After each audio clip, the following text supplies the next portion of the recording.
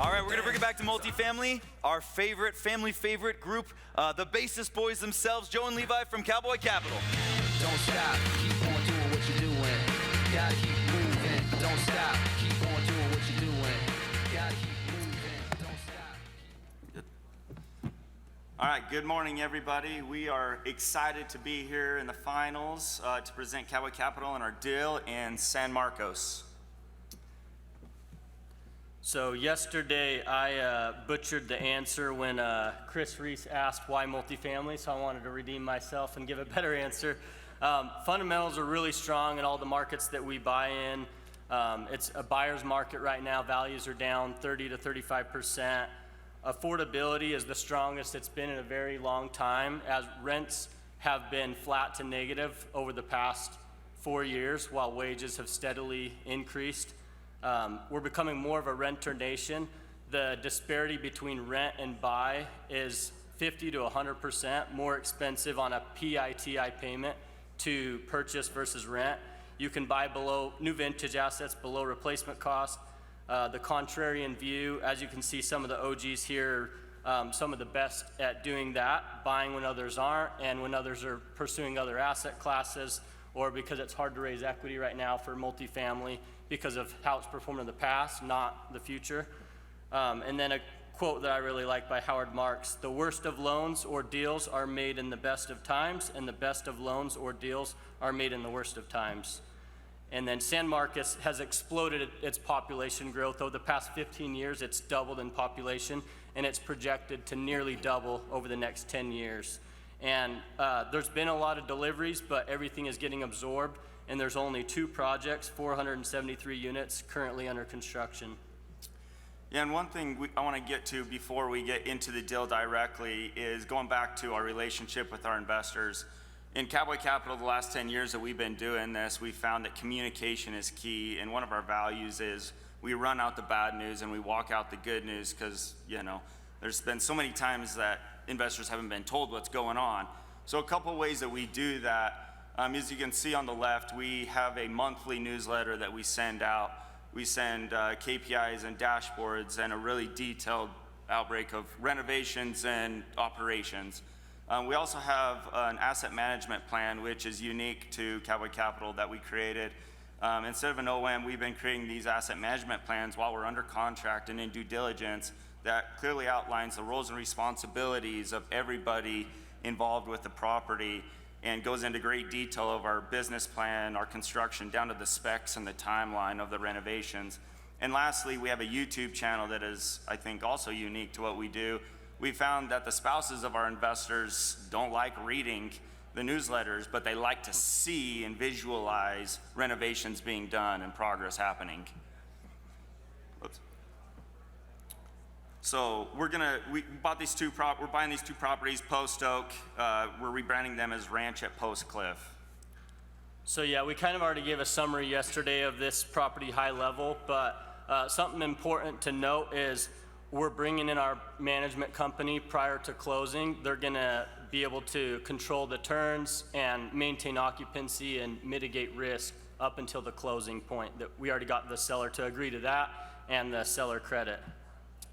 Yeah, so we had a couple investors come and ask us, well, what are you guys doing for renovations? And to follow our business model that we've done, you know, the last couple of years, we usually renovate about 50% of the units because we hold for 3 to 5 years and we want to leave some meat on the bone for the next guy. So this property, most of the units look like this with the nice wood cabinets. So they're in pretty good condition. So we're going to be doing pretty much light updates going forward. As far as exterior goes, we have like really good bones. It's in really good shape. It's just dirty. It needs to be cleaned up. So a bulk of our exterior renovation is going to go to curb appeal and to making it nice, clean community for our tenants.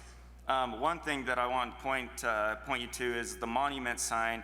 As you can see, our monument sign is very different than everybody else's. We like to be unique to our brand.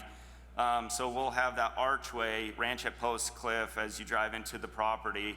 And as you can see from the other bullets, we're going to be doing a lot to really clean it up and make a nice, clean safe community for our tenants that they love and appreciate and treat as their own. And then the rent comparables, they range from $1.40 to $1.60 a square foot. Our in-place rents are barely over $1 a square foot. So there's about a $200 to $250 rent delta, just bringing rents to market without renovating or doing anything. And then the sales comps, I'm not gonna go into these, but the property would be valued at about 90 to 100,000 a unit if the rents were at market currently, and we're buying it for 58,000 a unit. Yeah, and in the spirit of transparency, this is our total budget for our costs that you can look at, take a picture of. I want to point your direction to the investor splits. We have 3 different classes, ranging from 16% IRR to a 20% IRR. Again, we highly value our investors, so you can see the Class B shares for return investors. If they came in with 50, 100, we're going to give them the benefit and give them the Class B shares. So, and then as far as the top employers in the area, we have, a very diverse industry ranging from retail to healthcare to the Texas State University Amazon warehouse. So it's a great area for employment. Awesome. Joe and Levi, everybody. Judges, questions? Thanks for the presentation. I have a couple questions. One is on, well, first a couple clarifications and a couple questions. So 117 units, 83 in 1997, right? Yes, sir. How many were built in 83 versus 97? So one building is 58 units, built in 83, and then 59 in 97. Got it. About half and half. A half and Yeah, half. pretty much. Yep. And your current portfolio, I remember from yesterday that you have another deal down the street. Correct. Remind me, how long have you owned that other deal? We bought it September 26th of this last year. So you just bought it, okay. Yep, 292 units. And it's managed by a third-party property management company? Correct. Got it. And these are that property, and these two would be your only 2 in Texas, is that correct? Currently. We've exited other deals in San Antonio and Okay. DFW, but currently, yeah, those are the only properties in Texas. So these won't be our first deals that we've done in Okay. Texas. So. And was those exits using the same management company? No, no. And where do you 2 live? About 3 hours north. Idaho Falls. Idaho Falls. In Utah? Idaho. Oh, in Idaho? Yeah. Okay, got it. So, and then last clarification, I have a couple questions. And rent comps, I saw the rent comps.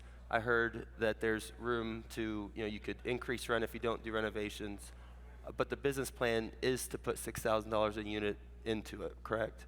Yeah, right now, we're going to just focus on doing turns and doing like a $2,000 to $3,000 renovation just to get them up to snuff so we can get our occupancy high. And Okay. so, but we'll get to It's a very minimal Yeah. renovation. Yeah. Flooring on turns that need it. All the cabinets were already replaced. So those, and once those renovations are done, would the rents be higher or lower than those rent comps that you showed us? So those were to the market once we do turns. So the rent premiums will be higher when we actually renovate. So there'd be a different set of rent comps that would compete with the Slightly. There's not a big delta right now in the renovated units versus classic, like 50 to 100 bucks. But once the market firms up, we think that'll be a greater delta. And that's why we're focusing more on the turns than doing full renovations, because we just don't get the ROI right now on the full renovations. Okay. What is the current occupancy? What's that? The current occupancy? It's 73% right now. And that's why we're getting our property managers involved, because it's been run, 20 years by a brother and sister, and they don't really know what they're doing. So our professional management company is going to come in and help get that up before we purchase. So currently you're going to get it financed through a bank. Is there a plan to refinance it once you get it up to 90% or something? Yeah, we would plan to refi into a Fannie Freddie as soon as possible. How often do you guys visit or plan on visiting this property and your other assets? Because I think you got a lot north and south, right? And you guys are in Idaho? Yes, sir. Yeah, I mean, we were there 2 weeks ago. We were there back in November. As much as we need to be, hopefully Yeah. not super often though. Well, what would cause you to go down there? Is it when there's a problem, or are you down there frequency? Like, who from the leadership team or management team, not a third-party manager, is down there walking the property? So our construction manager, Doug Martin, he's based in San Antonio. He's a builder developer. He's done syndications before. He's partnering with us on this deal. He's a part of our 292 unit. We just had a car drive through our building at our other property, and he took care of it. You know, so we have a lot of faith and confidence in his ability on site. Thank Awesome. you. Joe and Levi, everyone. Cowboy Capital. Don't stop,